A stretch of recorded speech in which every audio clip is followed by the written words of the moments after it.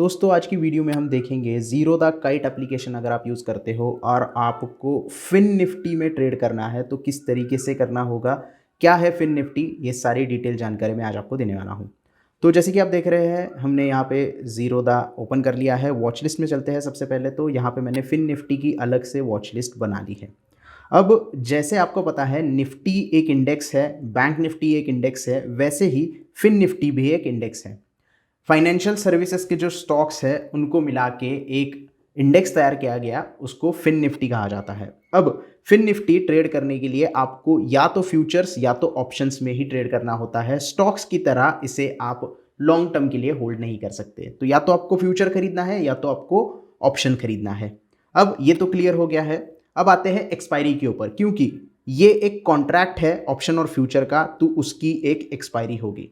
अब जैसे निफ्टी की एक्सपायरी हर महीने के लास्ट थर्सडे को होती है या हर वीक के थर्सडे को होती है, बैंक निफ्टी में भी सेम है, उसी तरह फिन निफ्टी की जो एक्सपायरी होती है वो वीक के ट्यूसडे को होती है। यानी कि हर मंगलवार इसकी एक्सपायरी होगी और हर वीक के मंगलवार इसकी वीकली एक्सपायरी होगी और मंथली एक्सपायरी जो होगी वो लास्ट मंगलवार को होगी। मतलब उस महीने के लास्ट मंगलवार को इसकी एक्सपायरी होगी। इसीलिए आप यहाँ पे देख रहे हैं जून का फ्यूचर जो है वो मंगलवार को एक्सपायर होगा। 27 तारीख है, 27 तारीख को एक्सपायर होगा। और अगले महीने जुलाई का जो फ्यूचर यहाँ पे हमें दिखाई दे रहा है वो 4 जुलाई का फ्यूचर दिखाई दे रहा है। 4 जुलाई को मंगलवार है। तो ये सारी चीज़ें आपको पता होनी चाहिए। उस सबसे इंपॉर्टेंट चीज़, 3 फ्यूचर आपको ट्रेड करने के लिए मिलते हैं। जैसे कि अदर फ्यूचर्स में आप ट्रेड करते हो, जैसे स्टॉक का फ्यूचर हो गया, जैसे निफ्टी का फ्यूचर हो गया या बैंक निफ्टी का फ्यूचर हो गया, तो आपको 3 कॉन्ट्रैक्ट एक साथ ट्रेड करने के लिए मिलते हैं। सेम उसी तरीके से सारी चीज़ें अवेलेबल है। अब अगर आपको फ्यूचर में बाइंग या सेलिंग करनी है तो आप कर सकते हो। अगर आप बुलिश है तो बाय करोगे, बेरिश है तो आप सेल करोगे। अब जून का फ्यूचर अगर मुझे खरीदना है तो सिंपली मैं यहाँ पे बाय के ऊपर क्लिक करूंगा अगर मेरा व्यू बुलिश है तो। अगर शॉर्ट करना है मुझे तो मेरा व्यू बेरिश होना चाहिए, उसके बाद मैं शॉर्ट पोजीशन ले लूंगा। सबसे important cheese, future and option बहुत रिस्की होता है। चार्ट एनालिसिस के बगैर, अपनी स्ट्रैटेजी बनाए बगैर कोई भी इसमें इन्वेस्ट ना करे। मैं यहाँ पे रिकमेंडेशन नहीं दे रहा हूँ, मैं यहाँ पे सिर्फ एजुकेशन पर्पज आपको सारी चीज़ें बता रहा हूँ, प्रोसेस बता रहा हूँ। तो थोड़ा चार्ट एनालिसिस करते हैं और देखते हैं बाय कर सकते हैं कि नहीं। फिलहाल तो कोई स्ट्रैटेजी यहाँ पे नहीं बना रहा हूँ मैं, लेकिन अभी आप देख सकते हो कि ये चार्ट है। जैसे आप निफ्टी का फ्यूचर का चार्ट देखते हो उसी तरीके से फिन निफ्टी का भी चार्ट यहाँ पे देख सकते हो। ये रेजिस्टेंस बना हुआ है, यहाँ पे सपोर्ट लिया है, रेजिस्टेंस क्रॉस करेगा तो बाय कर सकते हैं, सपोर्ट ब्रेक किया तो शॉर्ट पोजीशन ले सकते हैं। ये एक सिंपल एनालिसिस हो जाता है।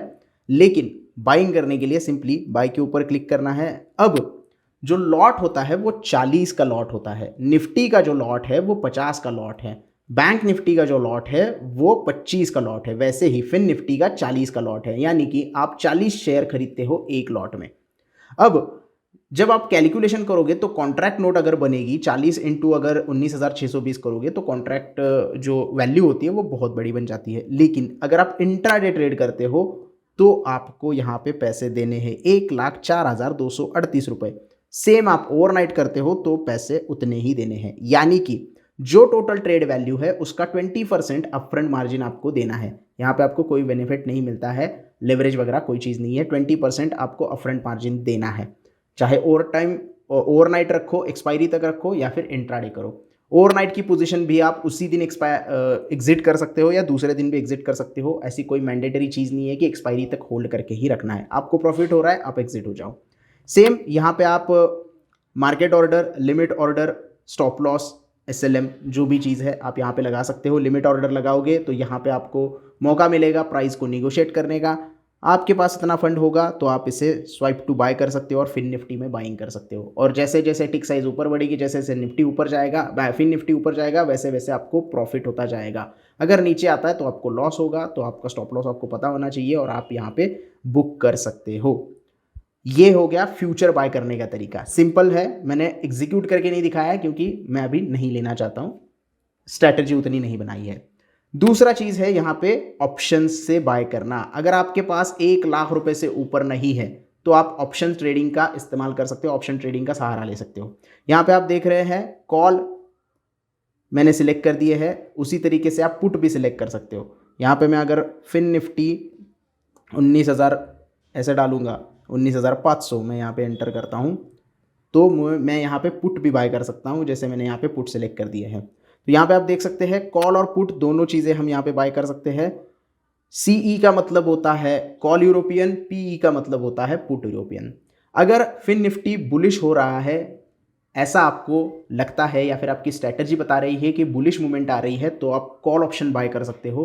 अगर आपको लगता है बेरिश मूवमेंट आने वाली है, आपकी स्ट्रैटेजी ये बताती है, तो आप पुट ऑप्शन बाय कर सकते हो। दोनों चीज़ें बाय करनी है। सिंपली बाय करने के लिए आपको क्लिक करना होता है जो भी कॉल ऑप्शन स्ट्राइक प्राइस आप जो सिलेक्ट कर रहे हो। अब यहाँ पे जो मैंने सिलेक्ट की है 19,500 ये स्ट्राइक प्राइस होती है। इस तरीके से अलग अलग स्ट्राइक प्राइस आपको देखने के लिए मिलती है, या जैसे कि 19,400 हो गया, 19,300 हो गया। तो ये स्ट्राइक प्राइस आपको यहाँ पे देखने के लिए मिलती है। स्ट्राइक प्राइस के हिसाब से आप कॉल ऑप्शन और पुट ऑप्शन बाय करते हो।